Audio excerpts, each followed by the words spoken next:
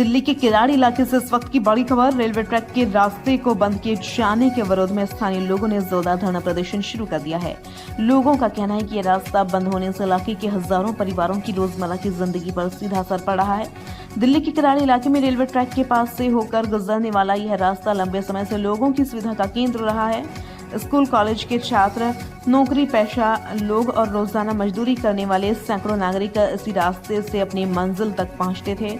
लेकिन कुछ दिन पहले रेलवे प्रशासन की ओर से इस रास्ते को पूरी तरह से बंद कर दिया गया है, जिसके बाद से लोगों में भारी नाराजगी देखने को मिल रही है।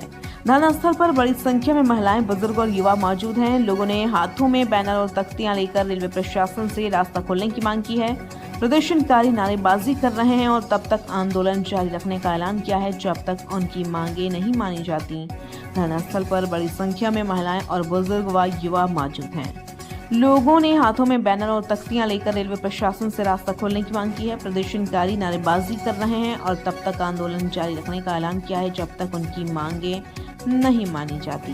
धरना स्थल पर प्रशासन और पुलिस की टीम भी पहुंच चुकी है ताकि स्थिति पर नजर रखी जा सके। फिलहाल माहौल शांत बताया जा रहा है, लेकिन प्रदर्शनकारियों का गुस्सा लगातार बढ़ रहा है। स्थानीय पार्षद और कुछ समाज सेवी संगठनों ने भी लोगों के साथ मिलकर रेलवे अधिकारियों से वार्ता की कोशिश की है। लोगों की मांग है कि या तो पुराना रास्ता फिर से खोला जाए या वैकल्पिक मार्ग तुरंत तैयार किया जाए ताकि आम जनता को राहत मिल सके। फिलहाल धरना जारी है और लोग प्रशासन से जल्द समाधान की उम्मीद लगाए बैठे हैं। देखना होगा कि रेलवे और स्थानीय प्रशासन इस समस्या का क्या हल निकालते हैं। अरे बोलो जी, अपना परिचय दीजिए।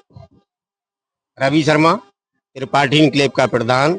हमारी मेन मांग यही है कि जो दीवार बंद की है, हमारी जनता के लिए, हमारे लिए एक वैकल्पिक रास्ता दिया जाए।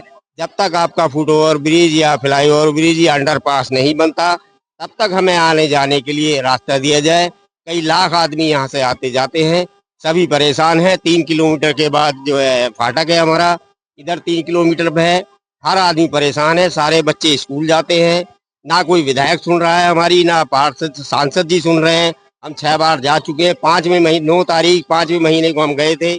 उसके बाद सांसद के पास हम 6 बार गए, लेकिन उनका एक ही होता है, वो पूर्ण रूप से हमें कोई भी रास्ता नहीं बताते, ना कोई आश्वासन देते हैं, बात घुमा के करते हैं। अगर आपकी ये मांग पूरी नहीं होती तो अगला स्टेप क्या होगा? अगर हमारी ये मांग पूरी नहीं होती तो हम जंतर मंतर पे प्रदर्शन करेंगे और बाहुबल के साथ करेंगे।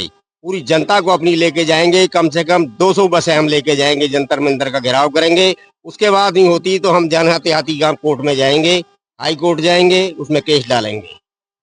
मैं अनिल मिश्रा हूं और किराड़ी विधानसभा में त्रिपाठी इनक्लेव RWA का मेंबर हूं और स्थानीय निवासी हूं यहाँ का।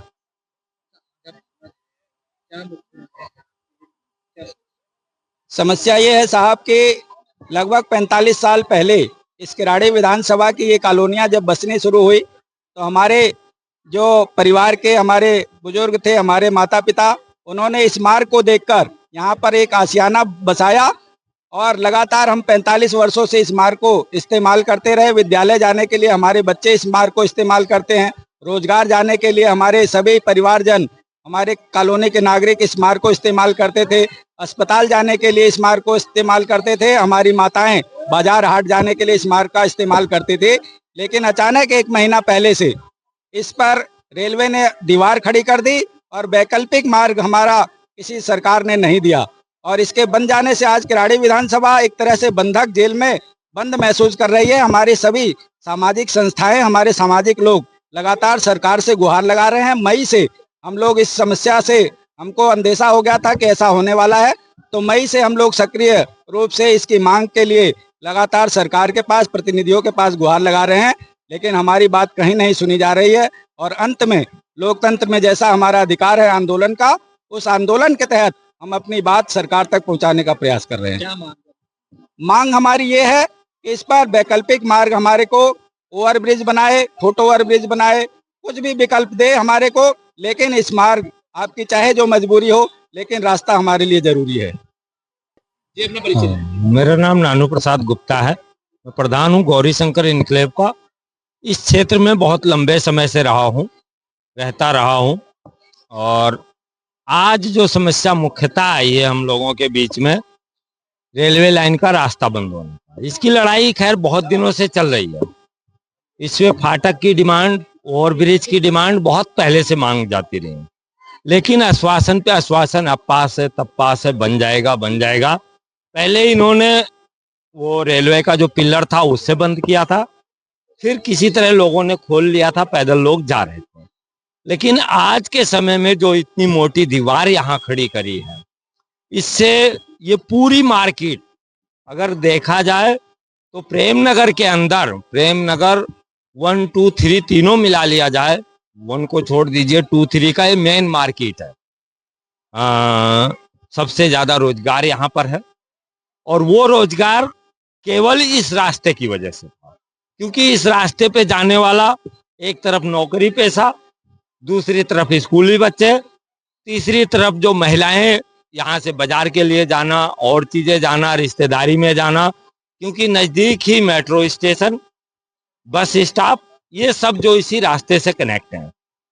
इस रास्ते के बंद होने से स्कूली बच्चों को तमाम पढ़ाइयां बंद हुई हैं, क्योंकि उनको जब तक घूम के जाते हैं स्कूल का टाइम निकल जाता है। माँ बाप को छोड़ने जाना पड़ता है, जो कि गरीब लोग ही सरकारी स्कूल में अपने बच्चों को डालते हैं। उसके बावजूद वो जाते हैं हिंद विहार फाटक पर, वहां से बैटरी रिक्शा करते हैं, तब नागलोई पहुंचते हैं, फिर वहां से बैटरी रिक्शा करते हैं, वहां आते हैं। एक बच्चे के साथ एक आदमी की ड्यूटी और लग गई, और साथ में उनका जो आर्थिक हनन हो रहा है वो हो रहा है।